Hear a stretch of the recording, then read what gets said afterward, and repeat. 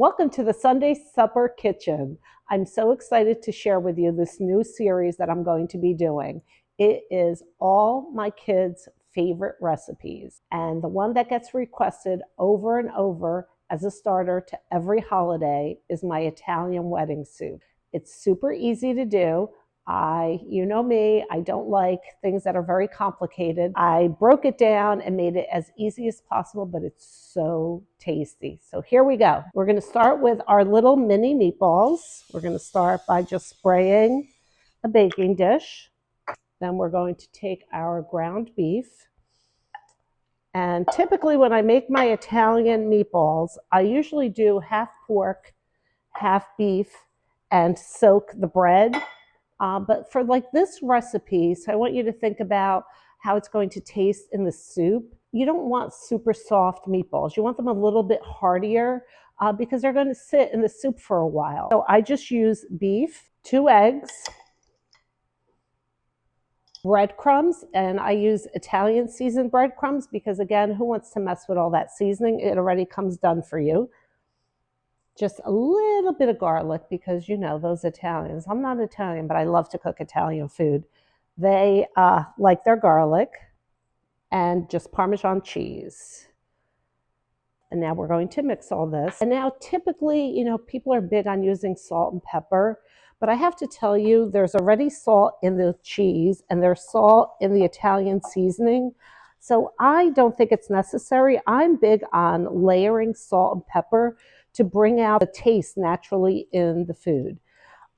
So we're just going to take a little wooden spoon and just start mixing everything all in, and then you will have to get your hands in there. Now we're just going to massage the ground beef and make sure everything is mixed well together. So the eggs in there, the Parmesan cheese, the garlic, the breadcrumbs. And like I said, we want these to be a little bit sturdier meatballs than my regular Italian. You could certainly substitute. Many people use turkey because they prefer, or ground chicken. That works too.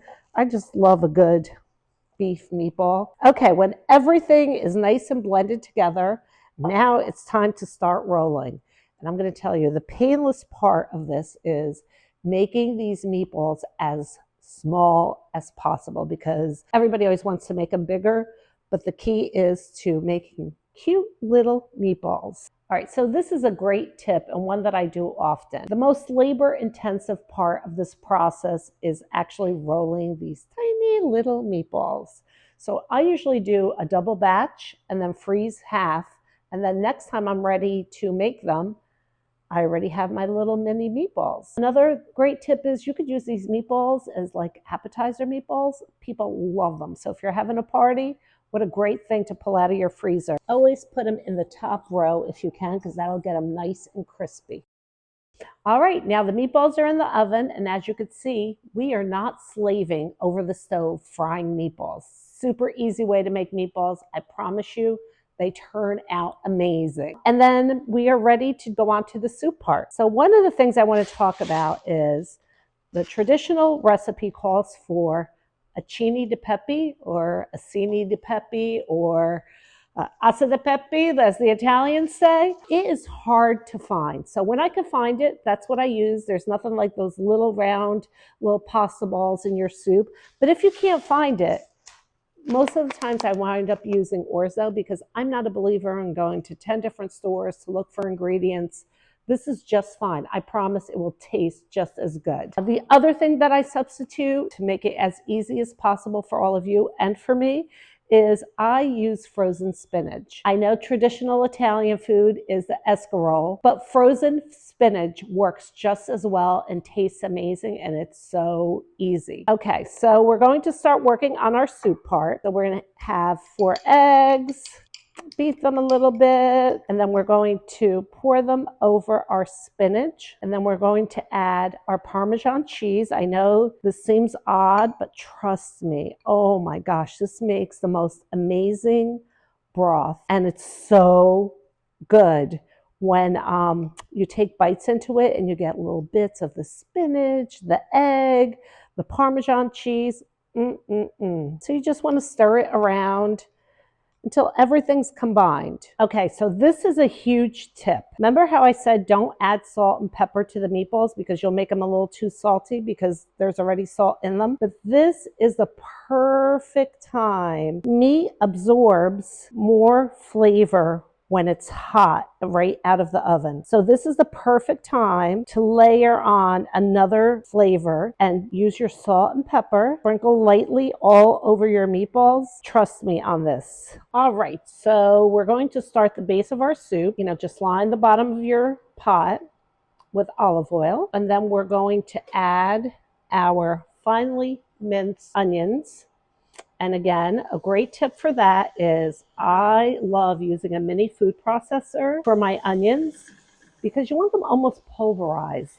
So you're not biting into chunks of onions. And I'm not sure that you really could ever do that, by chopping it on your own, no matter how good you are. So in this soup, I'm big on not using big chunks of anything because I really want the flavor of the meatballs and the spinach to stand out. So we're going to start with our onions and just, saute them until they get like a golden brown. And at this point, you're going to add in your celery and your carrots and add a little bit more olive oil. So you don't have to worry about the celery and the carrots cooking all the way because it will continue to cook in the broth of the soup. But the onions, you definitely want to get them, with a nice cooked flavor. Talked about that we're going to continue to build the flavor. Okay, now that this is heated, the onions are nice and caramelized. Again, heat helps everything absorb flavor better. So we're going to add a little bit more salt and pepper at this point.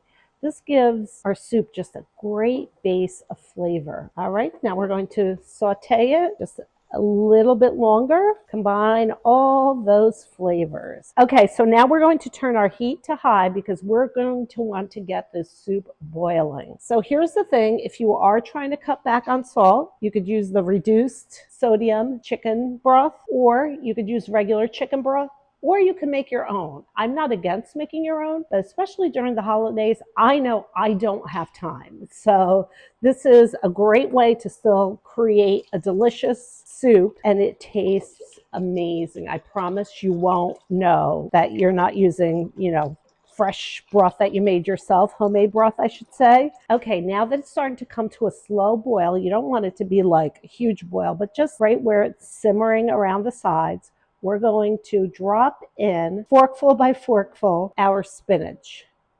And just drop it in one forkful at a time. Oh, this makes the most delicious soup. Wait till you guys taste the flavor of the egg and the cheese mixed with the spinach. Oh my gosh, it's so good. So when this gets like frothy, this is perfect. You want the eggs to come together a little bit, not to have big chunks of eggs, but just a really frothy kind of flavor. But just move it around a little bit and you could see those little chunks of egg, spinach, carrots, onions, and celery. Then you're going to put your aci di penny or whatever it's called, the cini di pepe, alci di pepe. You're going to put that in. You don't need to pre-cook it. So you're going to just put it right in over the top. And you'll see it starts to come to a boil a little bit, and you're just going to mix it around. So here's a good tip. You only use 1 cup. If you decide you want more, you could add more in later if you want more pasta. I hesitate to do so because, as you know, once that pasta's in there, it will continue to grow and expand, and it could take over the soup. So I start off with 1 cup. Many times I'll add in a little bit more at a later point, but at this point, you're just going to simmer the soup, let the pasta cook, and we're almost ready to try it. Okay, so the last part, of course, is adding our meatballs. So everything's in there, the pasta, the delicious veggies, and now we're just going to add our meatballs, which is the last step and what makes this soup so yummy. Okay, our soup is done. It has simmered, the pasta has cooked, the meatballs are in there. Enjoy your Sunday supper. Okay, my favorite way to finish off the soup is to just add a little sprinkling of Parmesan cheese. It's the perfect little touch.